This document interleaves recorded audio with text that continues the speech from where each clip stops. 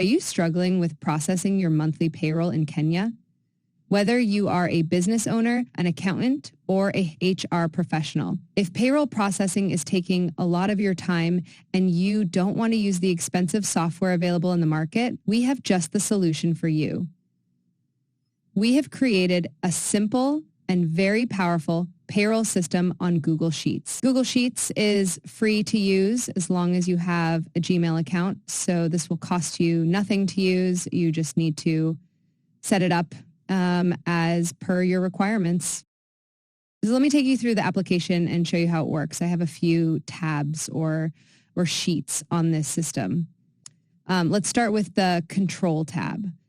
This is where you will set up a few things to personalize the system for your company. Let's enter the financial year for which you're preparing the payroll. Let's enter the current year. Enter the first month of payroll. This, in most cases, will be January. And unless you don't want to keep records for the full year, in which case you just select the month that you want to start with.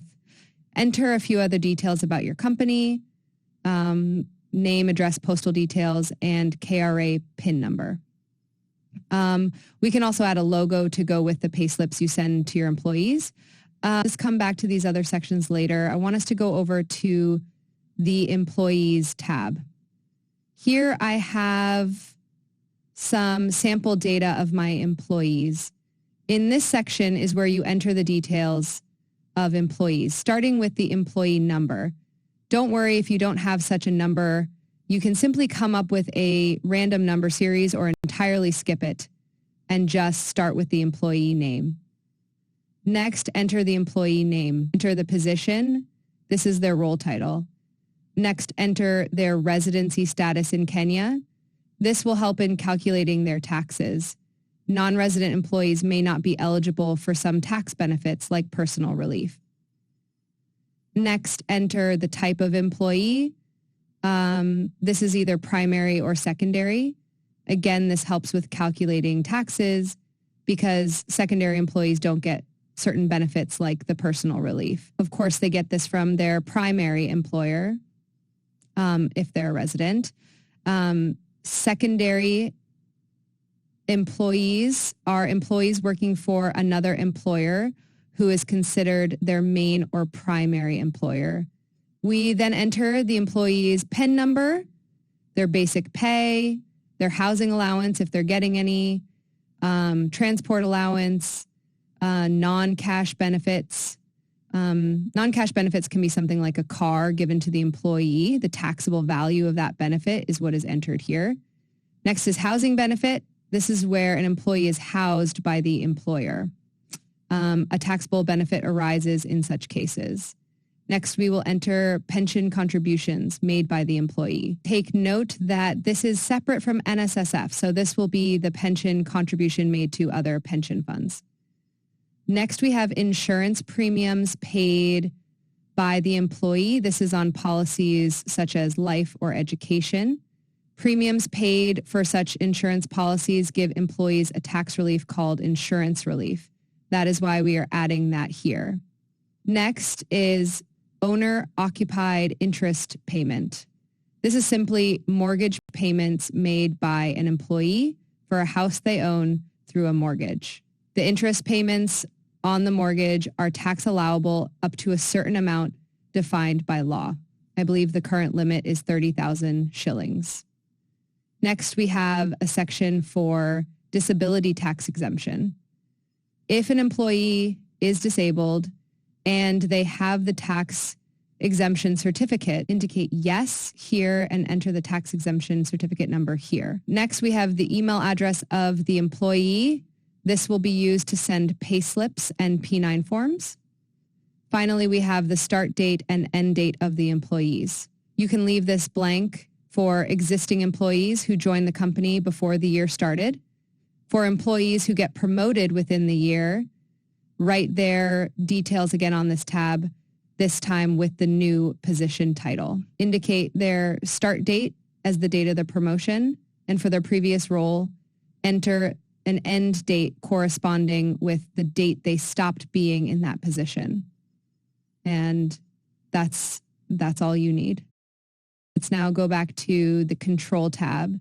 So in this additional payment section, enter payments to employees that are not fixed. This will be payments like overtime, allowances, bonuses, commissions, etc.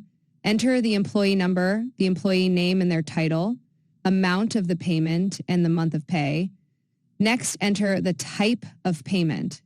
Right now I have leave pay, overtime allowance, and other taxable benefits. We can tweak that to your specific needs, and that should be all.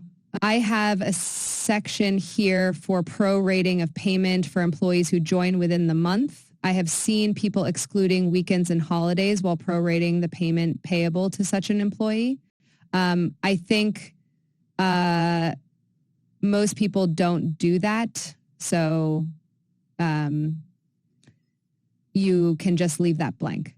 And that's it. Now watch the magic happen. All you need to do is enter the word update under a certain month, and the payroll is updated in the master payroll. Let's try with a few months and see what happens. I will enter the word update in these months. Now, let's have a look at the master payroll tab. And as you can see, the months have been updated. For the current month section, enter status as current for the current month, and we will have the current month's payroll updated. Let's have a quick look at that. Payslips are also automatically generated in the Payslips tab here. Have a look at this. We can edit the format for your specific needs.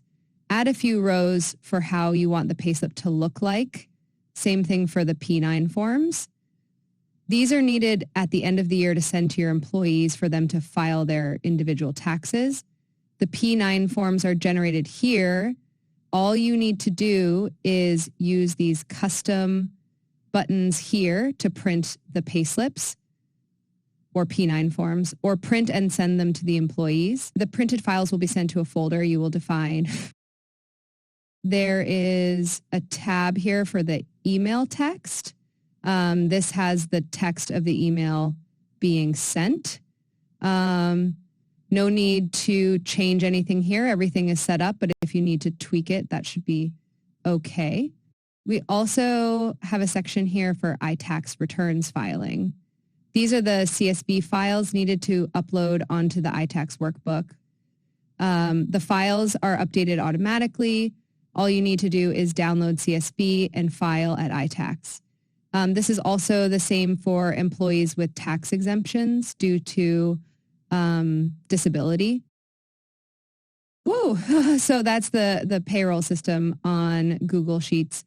Let me know if this is something you'd like to have and manage your payroll for free without subscribing to expensive software or without the challenges that come with processing payroll. We'll just charge you a small fee for setting everything up as per your requirements,